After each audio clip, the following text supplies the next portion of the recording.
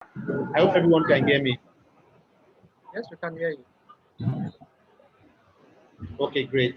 And so the idea of this conversation, as the minister has shared with me, is to have that person you can talk to as your own HR.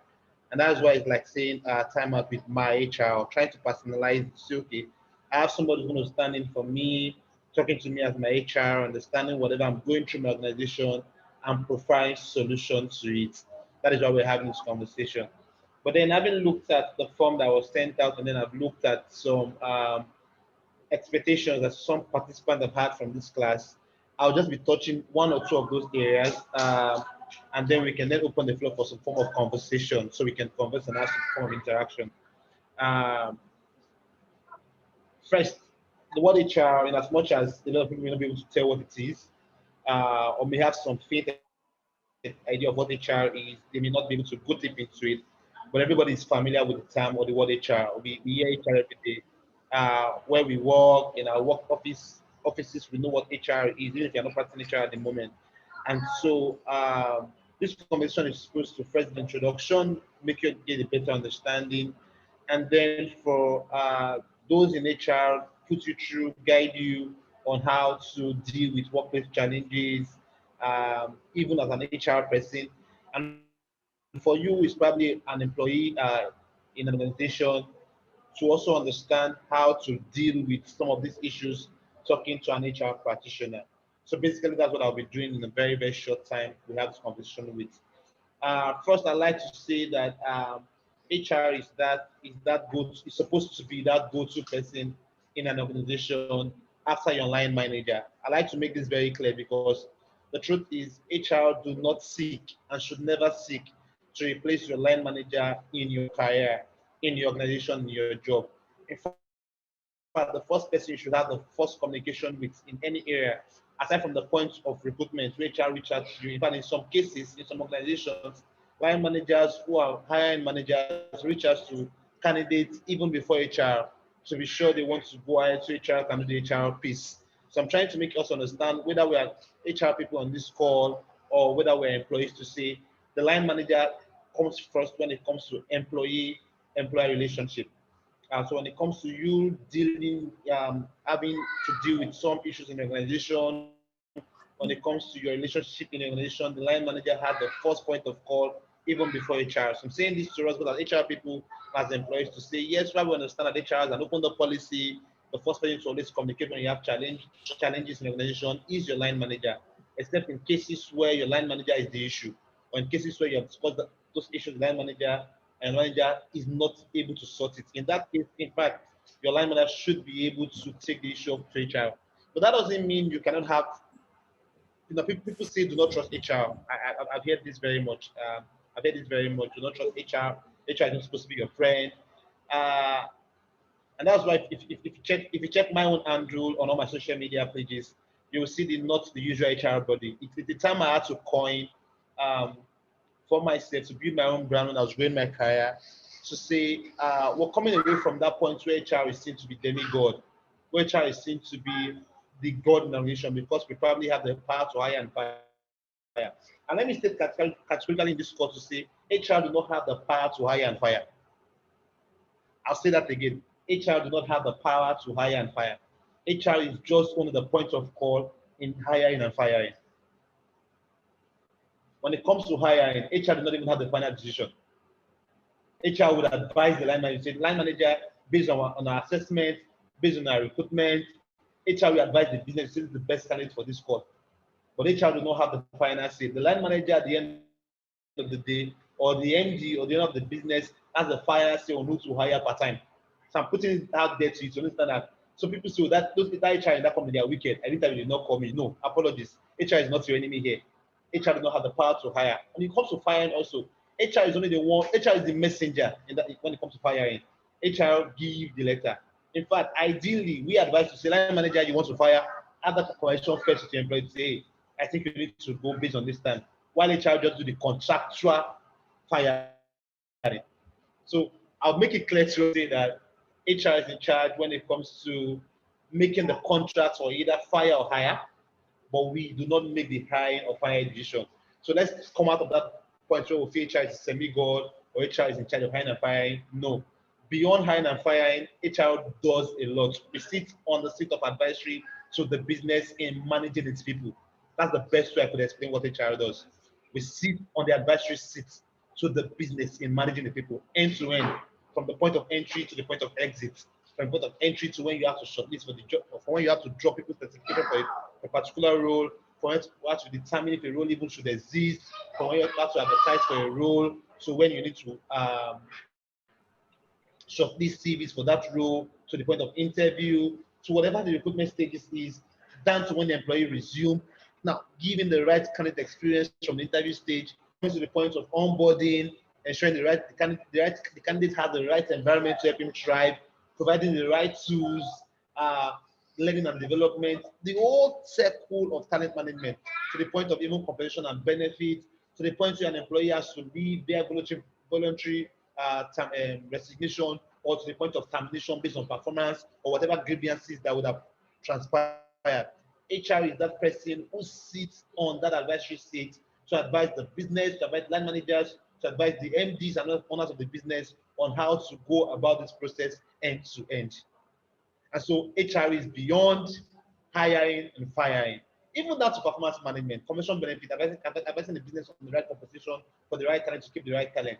When I was looking at the back end to see what people said as expectations from this conversation, I saw people asking questions um,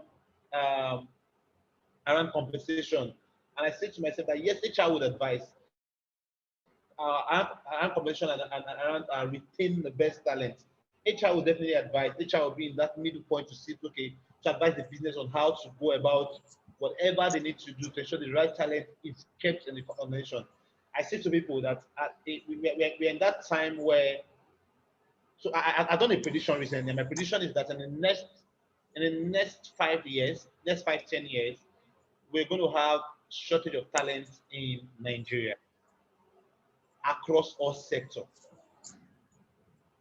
And so this is the right time for organizations to now begin to look at how to manage or how to, let me use the word now, retain its best talent. Because talent in Nigeria are looking for opportunities outside the shores of Nigeria. The rate at which young people are writing IELTS is alarming.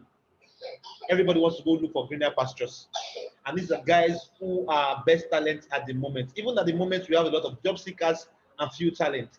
And so if HR will not come to that point where they begin to understand how to retain their best talent at this point, of course, people will definitely leave, because the case at hand here is not even the case of the organization, but the case of the country and the economy of the country.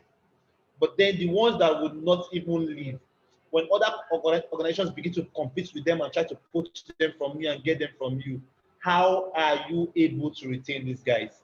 Let me just go straight to what people have said to be expectations for tonight's conversation, and then I'll open the floor to have that interaction we set out to have this afternoon on talking to us about what you think is a challenge in your organization and how you feel we can help you deal with it. Somebody said he wants to understand, wants to explore HR approaches to employee consent. And I say to you that I don't know if the person who has said that is an HR person. The HR seat is a very, very dicey seat. People look up to you to make decisions, to give advice and all. Employee has different issues that they pass through every day. It takes a whole lot of emotional intelligence to deal with employee issues. Human beings are very, very complex in nature. And so when you want to deal with employee concerns, in fact, an employee can come to you now and paint a very terrible story of his or her line manager. It should be very, very funny of you as an HR manager, as an HR officer in charge of that business, to just jump to conclusion and take sides without understanding how to go about it. And that's why I say, when it comes to issues of grievances, you should have a grievance policy. How is grievance treated in this organization? What is our policy as regards grievance? An employee is not happy with the way he has been treated. An employee feels there's a bias in his team. The line manager probably has a favorite. How does that employee deal with that issue and raise that concern? Rather than encouraging grapevine and encouraging side talks that will increase, that will demotivate the employee and other employees in the organization, Why not set up a policy on how to deal with such grievances? Who does the employee talk to? And I said to people, I said, HR should be able to build trust around what you do. Do not get to that point where line managers and employees do not even trust you. You're going to mess it all up. And so when you're dealing with employee concerns, one, you must have strong emotional intelligence, and you must have policies guiding several aspects of your business, from recruitment to promotion, to whatever you would think the issue would be part time. And where there are no policies guiding employees' concerns, you then come to that point where you allow for logical reasoning, and then you carry people along. Do not sit on the seat of decision alone as an HR. You are going to get burnt. Carry line managers along, carry management along in cases where there are no policies to guide your decisions no matter what is going on. I'm talking to HR professionals on this call. You're not in HR, but then you want to deal with issues. You have issues in your organization, uh, with your line manager, with your team members to work with. Understand what your organization policy says as regards that subject matter, and follow the policies. Where the policy is not favorable, flag it up. Where they do not listen to you, then begin to look out, especially if you are a talent.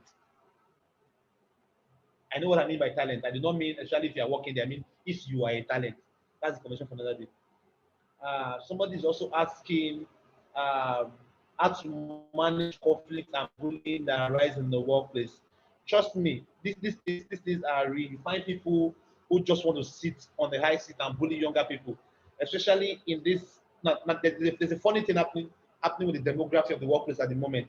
You find that now that apologies to baby boomers on this call, but you find out that now that the workplace is gradually being taken over by millennials and Gen Zs, 19, 18-year-old, 21, 22, 23-year-old guys who are super smart, emphasis on super smart, who want to work by their own terms, who want to say, hey boss, I'm not coming to work today, I'm delivering from my house, and they get their work done.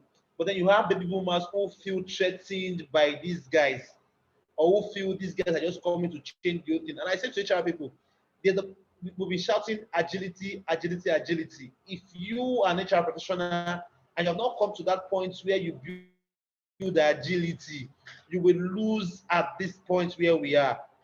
Because agility means the ability to adapt to trends as they come on.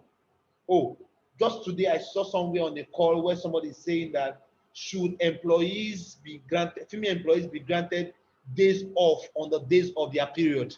Now that's a conversation the HR committee is beginning to have already. And guess who is championing this conversation? The Gen Zs. They are saying to you, you like suffer head. When you have your period, you come to work and suffer. I'm not in the best time to work on my period. I want to work from home, so give me that time. I don't even want to come to work at all. Now, these guys are championing this cause, and I dare to say on this call, and in the next 3, 4, 5 years, we will have organizations have that in their policy to say, female employees on your period don't come to work. Gen Zs are beginning to dictate what our organization policies begin to look like going forward. And I say to us as HR people, instead of sitting at the seat of attack, sitting at the seat of, oh, it's not going to stand, it has been from beginning to the end, why not pick up that agility and say, okay, how do we adapt in a way that our talents are being appreciated, retained, getting what they want, and at the same time, the business is not suffering. Take note, I'm not advocating to say we must indulge Gen Zs or indulge millennials. I'm trying to say, get that middle point and HR passion to say, okay, where do we start at the middle point so that the business will not suffer and our talents feel like they are being encouraged? So I came up with that condition to say to us that in dealing with conflicts in the organization, you must follow what the policy says. And where there are no policies, you then probably sit on that seat of caution while carrying every relevant stakeholder along. Okay. Somebody is asking how to treat staff right. And I say to people, how to treat staff right. I say to people, I say, look here, it is not rocket science. It is not rocket science. It is not rocket science.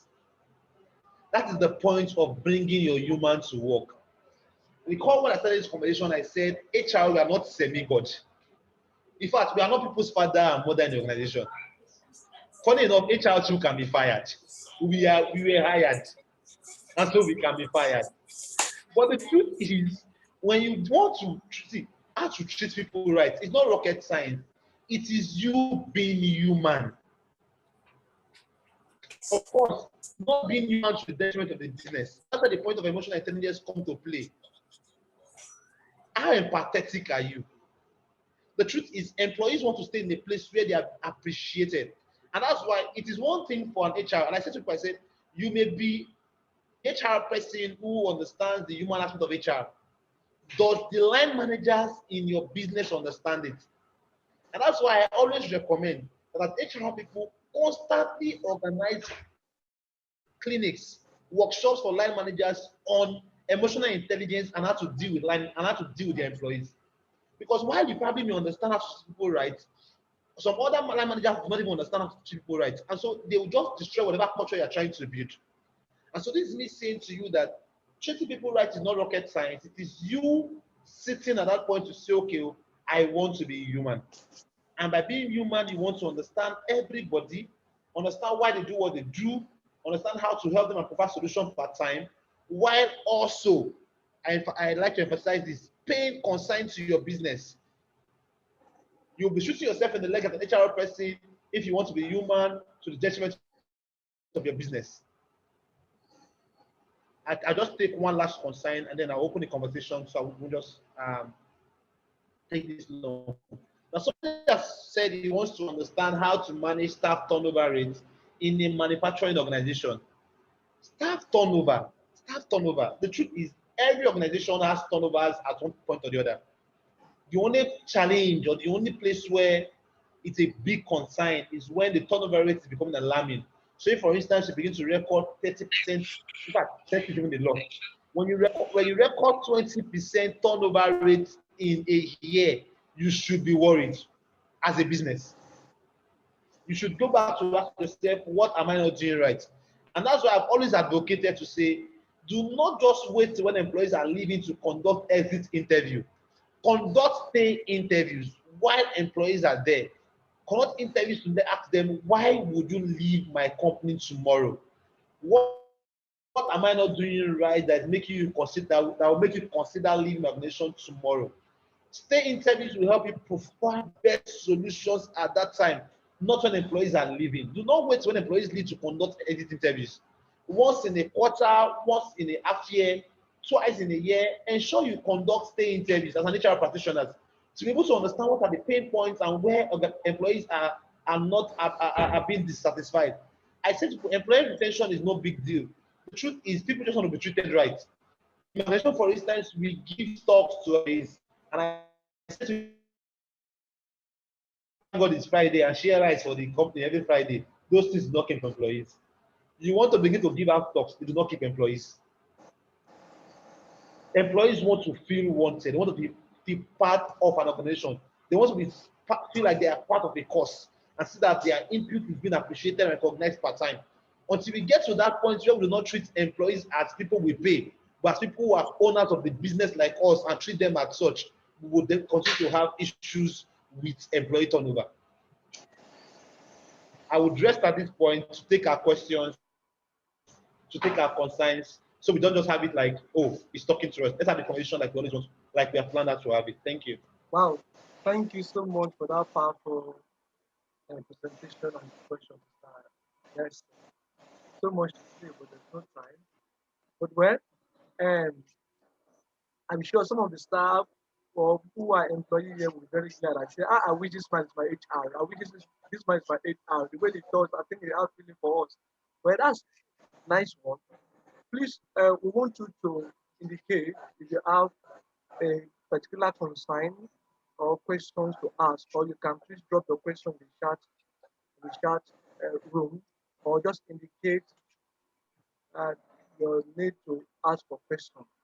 So while I take our guest speaker on few questions.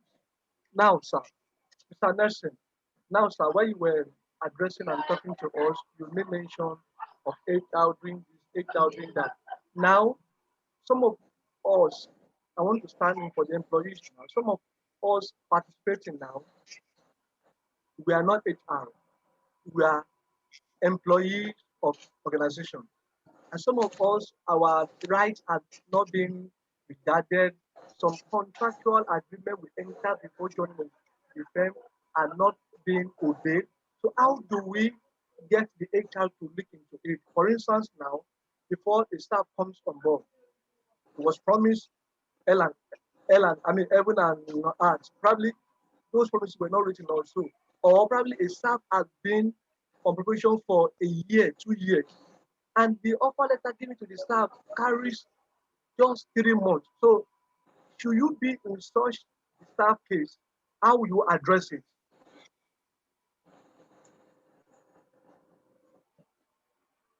Unmute your speaker, sir. Yeah, thank you. Thank you so much, Ebenezer, for that question. I would like to say emphatically here that as employees, you are the driver on the seat of your career, not your manager, not the company you work for. You channel the course of your career the way you want to. Do not put anybody on the driver's seat of your career. Now, when you're joining any organization, it is typical of organizations to promise heaven and earth, especially when they see talent or they see somebody, they feel this person will be an asset to us.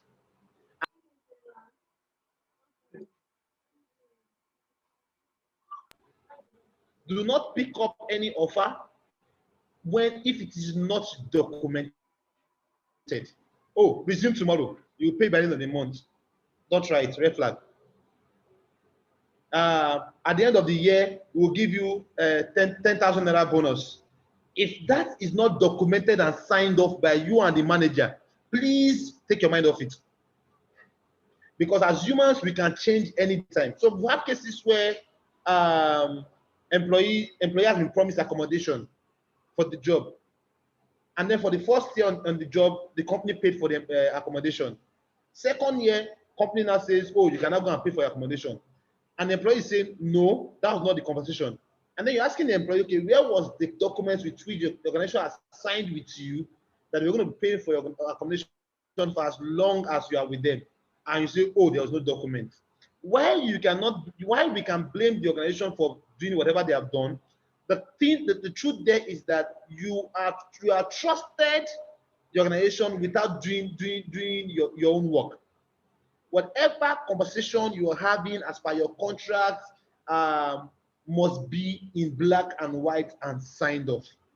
If it is not signed off, then you may be signing up for problem later in your career. Okay, thank you, Mr. Anderson, for doing justice to that question. There's a question in the chat, but before I read it, I also want to put this forward now.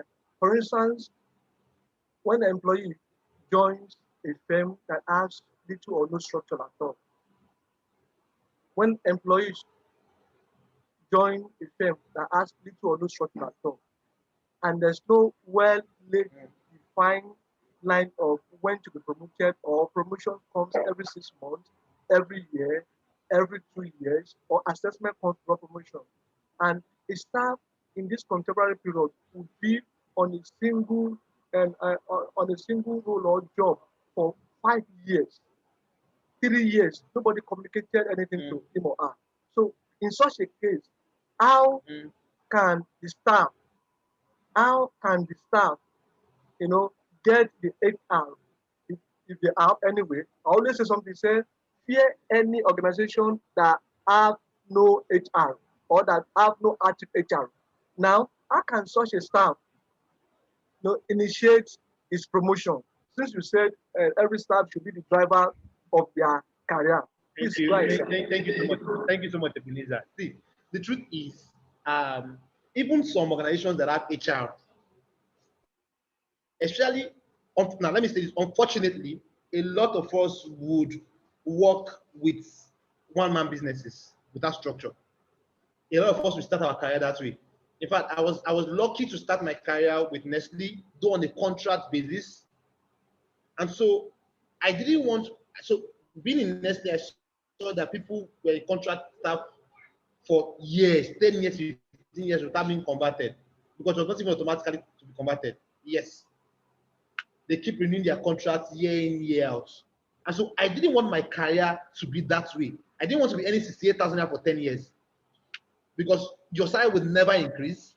Maybe once in 5 years, it increase with 10,000 naira. And so there was no career there. We were just as contract staff there. So I didn't want my career to be that way. And so the first place I got a job, a real job, was a one-man business where there was no structure. And I was supposed to come set up structure as an HR person. But my major issue was even my MG who had said come and set up structure, but he was the one canceling and standing in place of the structure. So I'm saying this so you understand that while some organizations may have HR, but when you have stubborn business owners, HRs may have little or nothing to do about it. Now let me come back to your question. Where employees have been in a position for 5 years, 2 years, 3 years, I say to people, make yourself so valuable that if the organization does not appreciate you, the market will appreciate you. I'll repeat that again. Make yourself so valuable that if the organization does not appreciate you, the market will open up to you. You cannot be in a position for 5. Yes, you understand that. Can you repeat that, sir? Can you please repeat that, sir? Can you repeat that, sir? Make yourself so valuable. Make yourself so valuable that if the organization does not appreciate you, the market will open up for you. Do not sit in a position for 5 years, and in the space of 5 years, you have not increased in your competencies, in your skills, and you say you're looking for promotion. Truth be told, Ebenezer, some employees will cry and lament that they have been in one position for 5, 10 years.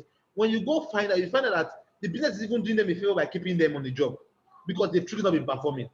They've not improved themselves. There's no personal development. I say to people, you have no excuse not to develop yourself. Chart a career course for yourself. In the next 5 years, I want to be here.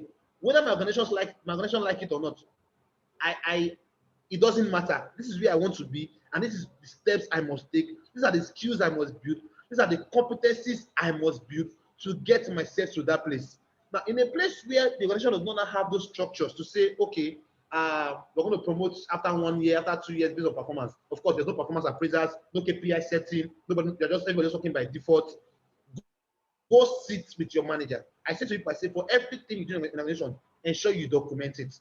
For every achievement you hit, for every milestone you hit, ensure it is documented. So by the time you are coming back to the negotiation table, say, manager, in the last 3 years I've been in this position, I've achieved this and this for the business, I've grown the business by so percentage, I've brought in so and so sales, I've been able to deliver so and so.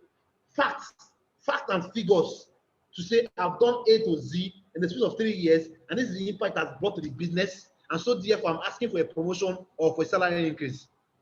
Do not just go to the point of negotiation where you don't have fact of your performance over time.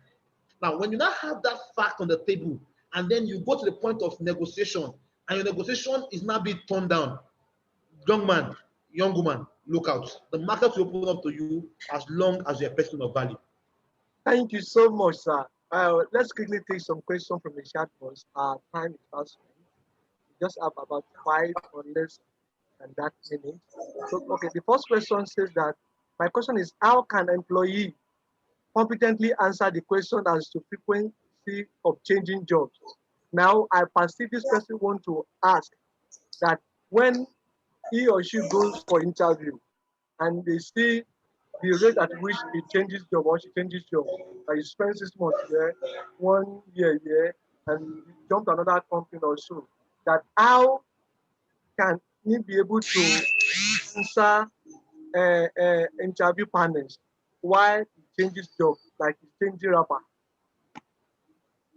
Okay, Ebenezer, while we're on this call, one HR masquerade just came into this call. Francis Obagiozi, don't mind him. Welcome, sir. I see you, sir. So let me answer. Now let me answer that question. So I'll use myself as an example. I started my career in Nestle as a contract staff. From there, I crossed over to this one-man business in Apapa, owned by an Indian. I spent a year there. I left because there were a lot of challenges at that point. I don't know where the music is coming from. Can you help us with this? I started. Okay, go ahead. Good. Now from Nestle, I crossed in Nestle. I used a year plus as a contract staff. I crossed over to another organization. I used a year plus. It's only February I left. I went somewhere else. I spent 6 months. I left. I went to Red Media. I spent almost 2 years, 2 years there. So in the space of my 6 years career, I've worked in about 4 companies. And should I shock you that organizations are still trying to also poach me at the moment? I'm just at that point to say, okay, no, I don't think I'm just trying to. But then I'm saying this so you know that people will always have that fear to say, oh, you have been changing jobs, it's not going to stay long here. And so they want to ask you why you are looking for a new job when you have just been on this job for the last 1 year. I'm not going to give you a direct answer to that. But I'll say to you, if you present enough value on the table, what is in the head of that recruiter is bringing you and coming to keep you, except it's not a serious organization. No HR person, no organization will see talent and say, but you have stayed there only 2 years.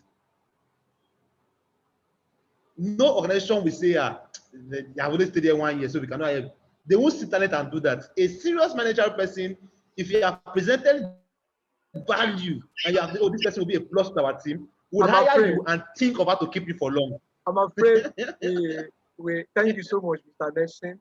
I'm afraid we have to summarize now, but we need to take two more questions, very genuine questions, number one and number two. Okay. The first one is, I was employed in my organization 6 months ago, and my offer letter has not been handed to me yet.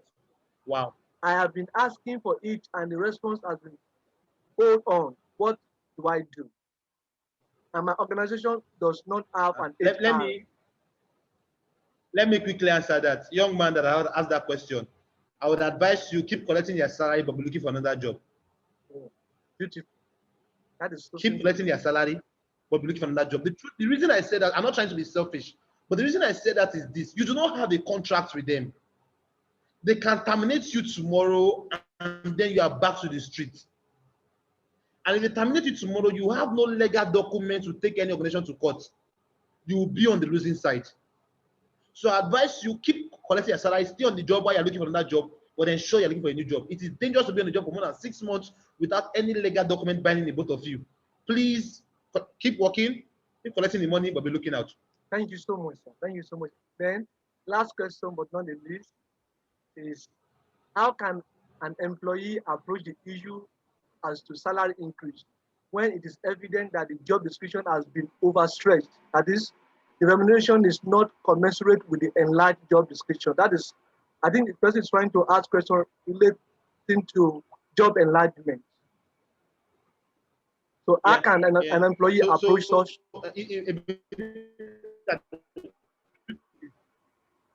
Let's be honest here. If you ask everybody on this call, they will tell you they do more than they are earning. If I ask me, I'll tell you I'm doing a lot more than I'm being paid for. Everybody wants more.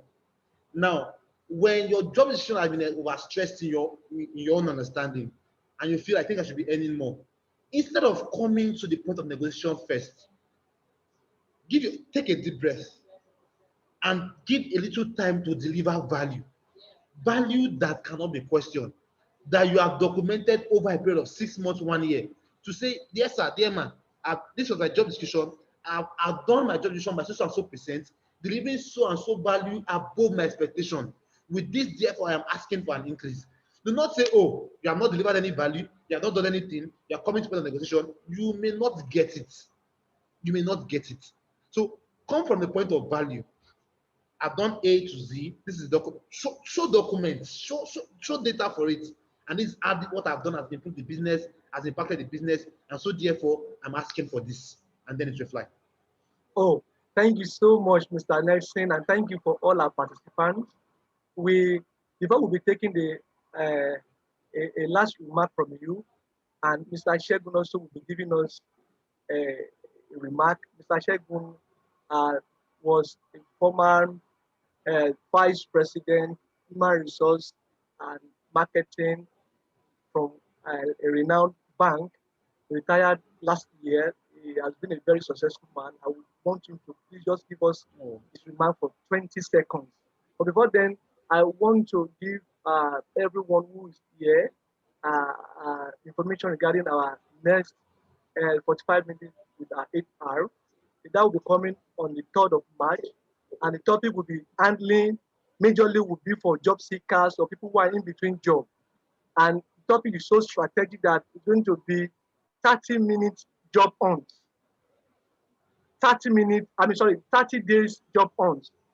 That is to say, when you be part of that event, you are expected to get to be gainfully employed within 30 days.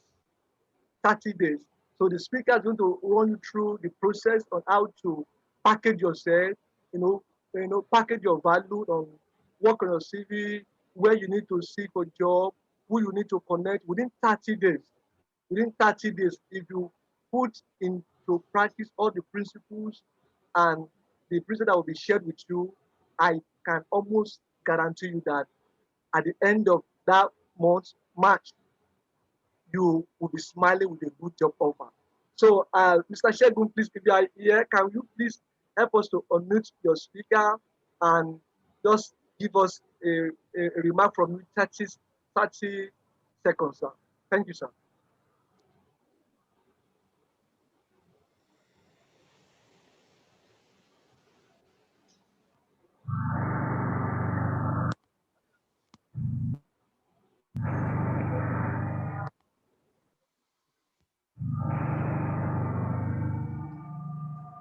Hello, sir. Mr. Belusa. All right, sir. We can hear you, sir. Okay. I say thank you for ambushing me. Uh, I was never an HR person. I was a manager, but I have my wife of a multinational company affiliated from her.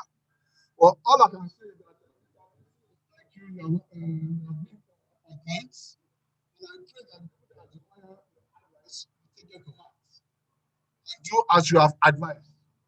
Because a lot of us are working on a structured organization and are facing one challenges or the other.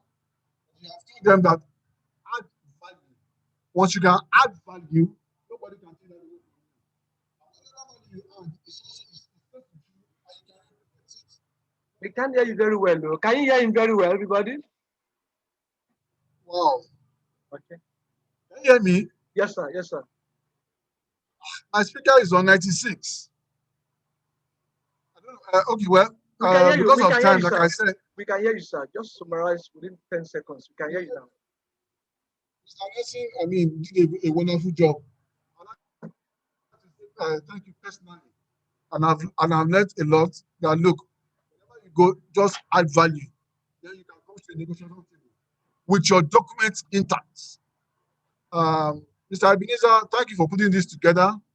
And I pray that God will continue to strengthen you and you continue to do more of this for the people that cannot talk. Be a voice for the people, for the voiceless. And God will strengthen you as you do. Thank you for having me. Thank you, sir. Honor, sir. Thank you, sir. All right. Our guest speaker today, Mr. Nelson Dominic, not your usual good HR. Can you please give us your final remarks as we close for tonight? Yeah, thank you so much, Ebenezer, for having me. It was really a pleasure talking to us this evening. In summary, I would like to say, let's deliver value. Whatever we're doing, value is key. When you deliver value, document it. I would also say to us, for Eben is trying to do a good job here. I hope and pray that he succeeds with it. And so, if you need to change jobs or probably need to get something else, I'm sure he'll be available to guide you or put you through. Just reach out to him on how to secure something better. Above all, if you need advice on the job or anything, you can reach out on LinkedIn. Nelson Dominic is my name on LinkedIn, and then we can take the conversation from there. Thank you so much, guys, for having me, and have a good night. So thank you so much. We want to appreciate all of us who have been part of this tonight for your patience. We actually spent 5 minutes or 6 minutes above our time. We sincerely apologize. Please, we'll put in the know in our next event coming up on the first Wednesday of next month, 3rd of March. It's going to be a very wonderful period. Call your friends, involve your friends and your colleagues who want to change their job or who are job seekers that they just need to be part of this.